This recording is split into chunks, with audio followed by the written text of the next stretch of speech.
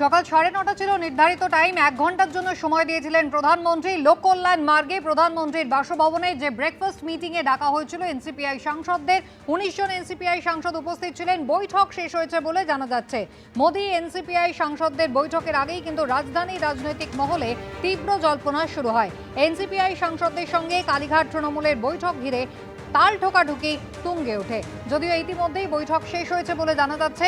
বৈঠকে উপস্থিত ছিলেন মুর্শিদাবাদের 3 জন এনসিপিআই সাংসদও, যদিও শুধুমাত্র অভিনেতা দেব তিনি উপস্থিত ছিলেন না। অর্থাৎ 19 জন এনসিপিআই সাংসদ এই বাসে করে তারা প্রধানমন্ত্রীর বাসভবনে পৌঁছে যান নির্ধারিত সময়ের আগেই।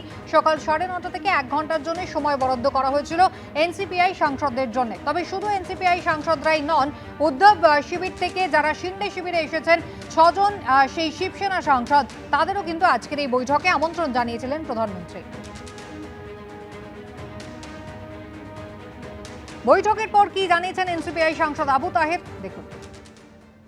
প্রধানমন্ত্রী বলার ব্যাপার তো নেই, প্রধানমন্ত্রীকে আমরা আমাদের দাবি রেখেছি, উনি আগামী দিনে এগুলো বিবেচনা করবো এটাই বলেছেন, আশ্বাস দিয়েছেন আমাদেরকে। আমরা সর্বময় কর্তা ভারতবর্ষের প্রধানমন্ত্রী, স্বরাষ্ট্রমন্ত্রী, তাদের কাছেই তো দৃষ্টি আকর্ষণ করছি। আমার বাংলার, আমার মুর্শিদাবাদ জেলার মাইনরিটি কমিউনিটির প্রতিনিধি আমরা।